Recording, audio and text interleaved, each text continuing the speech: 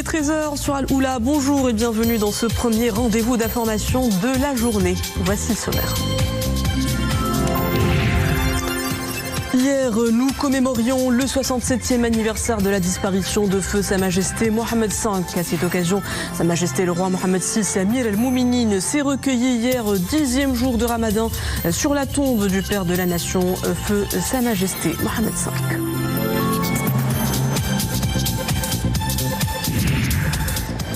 Sa Majesté le roi Mohammed VI a effectué hier plusieurs appels téléphoniques avec plusieurs chefs d'État des pays du Golfe arabe ciblés par les attaques iraniennes.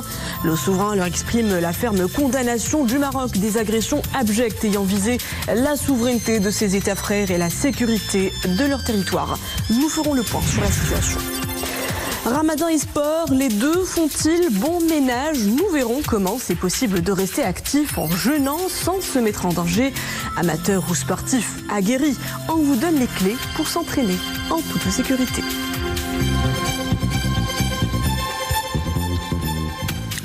Bonjour, c'est dans un climat de piété et de recueillement que le peuple marocain a commémoré hier 10 Ramadan 1447 de l'Hégire, le 67e anniversaire de la disparition de feu Sa Majesté Mohammed V, père de la nation et artisan de l'indépendance. À cette occasion, Sa Majesté le roi Mohammed VI Amir al-Mouminin s'est recueilli hier sur la tombe de feu Sa Majesté le roi Mohammed V. Le souverain était accompagné de son Altesse royale, le prince héritier Moulay Hassan, de son Altesse royale, le prince Moulay Rachid et de son Altesse, le prince Moulay Ahmed.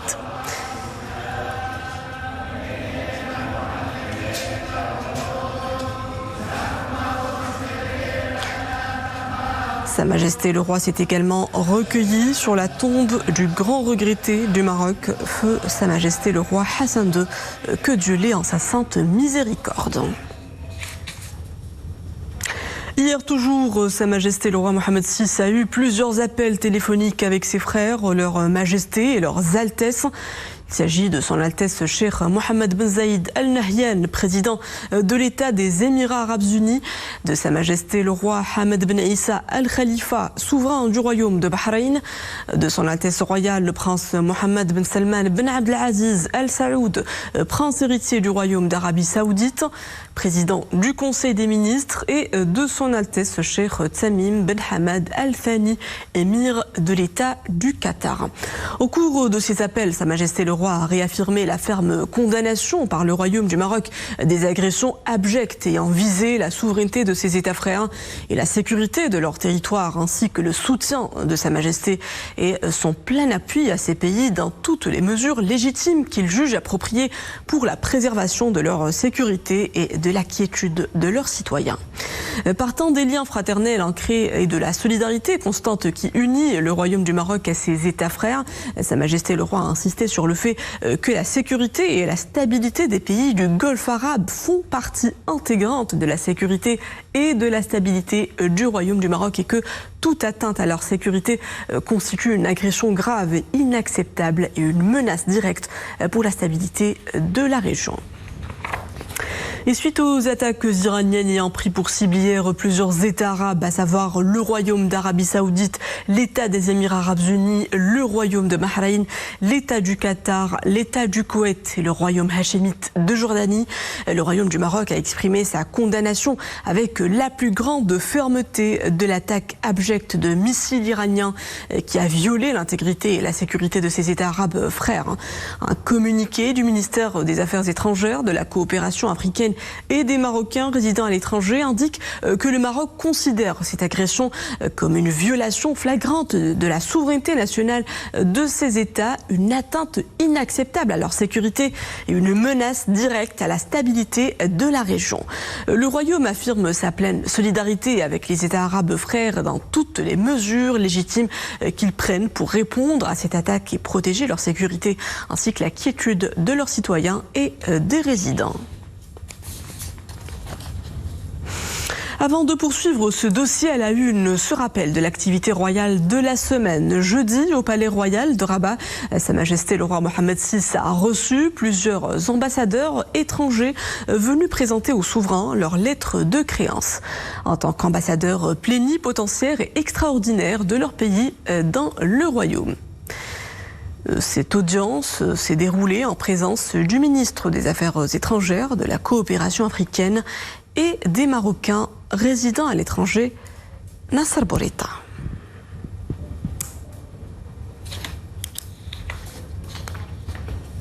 Retour à présent sur l'actualité à la une. Ce dimanche, l'Iran entame une période de deuil de 40 jours après la confirmation de la mort du guide suprême Ali Khamenei dans l'attaque israélo-américaine lancée la veille. Les gardiens de la révolution ont promis des représailles, et je cite, la plus féroce de l'histoire et l'offensive la plus féroce de l'histoire contre Israël et les États-Unis, au moment où Donald Trump menace de frapper avec une force sans précédent si Téhéran continue de riposter. Les développements avec Iman Ablou et Jihad Libri. D'abord annoncé par Donald Trump, la mort du guide suprême iranien Ali Khamenei dans les frappes israéliennes et américaines sur l'Iran est confirmée par la télévision d'État iranienne. Les médias iraniens ont aussi fait état de la mort de la fille, du gendre et de la petite fille du guide suprême. De son côté, Israël annonce la mort de 7 autres hauts responsables iraniens, dont le chef des gardiens de la révolution, Mohammad Pakpour, et Ali Shamkhani, un conseiller du guide suprême. Des décès confirmés par Téhéran ce dimanche. Selon la télévision d'État, le chef d'état-major de l'armée iranienne et le ministre de la Défense ont également été tués lors d'une frappe aérienne visant une réunion du Conseil de défense du pays. L'Iran entame une période de deuil de 40 jours. Les gardiens de la révolution, armée idéologique de la République islamique, ont promis des représailles contre Israël et les États-Unis. Et pour la deuxième journée consécutive, plusieurs explosions ont été entendues dans la matinée à Téhéran. Israël a indiqué avoir lancé dans la nuit une nouvelle vague de frappes contre des lanceurs de missiles balistiques et la défense antiaérienne de Téhéran. L'Iran, de son côté, mène des frappes visant Israël et plusieurs pays du Golfe. Comme il avait annoncé, Téhéran a répliqué avec de nouvelles attaques contre Israël. Selon les secours, 21 personnes ont été blessées à Tel Aviv après une salve de missiles iraniens. Ce matin, les sirènes d'alerte aérienne ont retenti dans plusieurs régions du pays. Plusieurs explosions ont également retenti à Riyad, à Abu Dhabi, à Dubaï, à Koweït et à Manama. L'Arabie Saoudite, le Qatar, les Émirats Arabes Unis ont dit avoir intercepté des projectiles iraniens. Selon les autorités locales, des blessés ont été recensés au Qatar, à Dubaï et au Koweït. Les Émirats ont été visés par 137 missiles et 209 drones tirés par l'Iran, majoritairement détruits ou interceptés. Le Koweït, qui a fermé son espace aérien, a indiqué que 12 personnes avaient été blessées à la suite de frappes. 8 personnes ont été blessées dans des attaques iraniennes menées hier à l'aide de 44 missiles et 8 drones contre le Qatar. L'Arabie Saoudite a affirmé avoir repoussé des frappes iraniennes contre sa capitale, Riyad, et sa province orientale. À l'ONU, le secrétaire général Antonio Guterres condamne les agressions iraniennes ayant visé les territoires de plusieurs pays arabes. We are witnessing a grave threat to international peace and security. Nous assistons à une grave menace, à une série d'événements que personne ne peut contrôler dans la région la plus volatile du monde. Les actions militaires entraînent le risque d'embrasement et de vengeance. Il n'existe aucune alternative viable au règlement pacifique des différends internationaux. Une paix durable ne peut être atteinte que par des moyens pacifiques, notamment via un dialogue et des négociations véritables. Including genuine dialogue and negotiations. Pendant ce temps, l'Agence internationale de l'énergie atomique annonce la tenue demain d'une réunion extraordinaire à Vienne, suite à la demande de la Russie. L'AIEA avait appelé à la retenue afin d'éviter tout risque pour la sécurité nucléaire des populations au Moyen-Orient. Et au deuxième jour des frappes iraniennes dans le Golfe, en riposte à l'attaque israélo-américaine, Oman a été attaqué ce matin par des drones au large de ses côtes, plus précisément au nord du port de Khassab. Un pétrolier a été ciblé et son équipage, dont 4 membres ont été blessés, a été évacué. Les frappes lancées par les États-Unis et Israël contre l'Iran ont entraîné l'annulation de plusieurs centaines de vols à travers le monde vers le Moyen-Orient. Environ 4218 vols devaient arriver hier à destination du Moyen-Orient. 966 d'entre eux ont été supprimés ou suspendus jusqu'à nouvel ordre. Et cela en raison de la fermeture de plusieurs espaces aériens dans la région. Retour chez nous et après plusieurs semaines de précipitations, le monde agricole reprend son souffle. Dans plusieurs de nos provinces, les travailleurs de la terre ont renoué avec leurs activités saisonnières. Une reprise marquée par un optimisme prudent porté par l'amélioration des conditions hydriques. Exemple à Meknès, où les indicateurs climatiques laissent entrevoir une campagne agricole des plus prometteuses. Rachid Boubker Zakaria Mokin Billah. Après plusieurs jours de suspension des activités en raison des précipitations, les exploitations agricoles retrouvent leur dynamisme. Dans la commune Mehaya relevant de la préfecture de Meknès, les agriculteurs se remettent au travail. Entretien des terres, application d'engrais, les professionnels semblent vouloir rattraper le temps perdu. Nous avons profité de l'éclaircie pour entretenir nos exploitations. Certains plantent des pommes de terre ou des oignons, d'autres retirent les herbes indésirables. Avec le beau temps, nous avons commencé à semer nos cultures, pommes de terre, pastèques, potirons et oignons.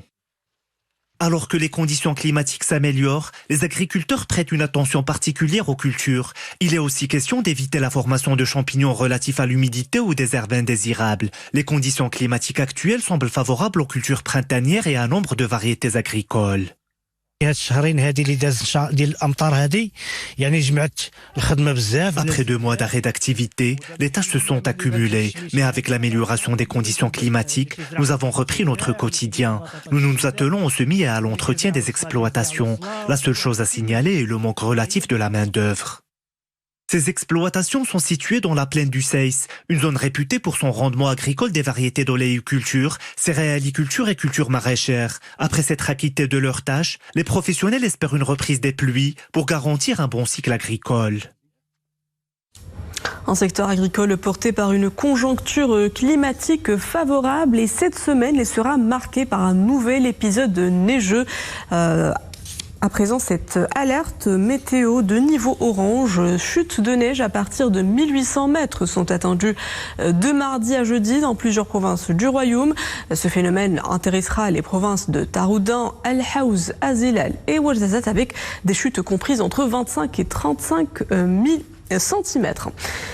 Sont également concernées les provinces de Midelt, Bni Mellal, Ifran, Khnefra, Chichawa et Tinrir avec des chutes de neige attendues comprises entre 15 et 25 centimètres. Voilà pour cette alerte météo et on enchaîne avec ce sujet santé et sport. Comment concilier jeûne et pratique sportive? Beaucoup se posent la question durant le mois sacré. À quel moment s'entraîner? Comment gérer l'effort et quelles précautions prendre pour éviter les coups de fatigue? La réponse dans ce reportage de Kautar Aboutir, Yassine Morafiq avec Hayat Fkhri et Iman Ablou. Une brise rafraîchissante, une vue sur mer et des espaces aménagés, tout dans la corniche de Rabat motive les adeptes du sport à fréquenter le lieu. Et ils sont toujours aussi nombreux à opter pour ce cadre grandeur nature durant le ramadan. Le sport est bénéfique pour la santé de manière générale. Il est d'autant plus pendant le ramadan car on a tendance à manger plus sucré que d'habitude. Il faut bien bouger. La pratique sportive permet au corps d'éliminer les toxines et l'aide aussi à une bonne digestion. J'en fais durant le ramadan car j'ai plus de temps dans la journée. Faire du sport durant le jeûne, oui, mais avec des précautions. Il est déconseillé d'en pratiquer pendant les premières heures du jeûne et pas de la même intensité qu'en temps normal.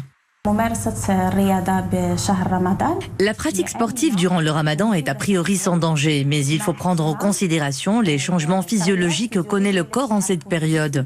Il est donc recommandé de modérer la période d'entraînement à une durée moyenne de 45 minutes et d'en faire 2 heures après la rupture du jeûne. C'est la meilleure tranche horaire d'ailleurs pour faire du sport durant ce mois, car le corps a le temps de récupérer son hydratation et stabiliser l'indice glycémique.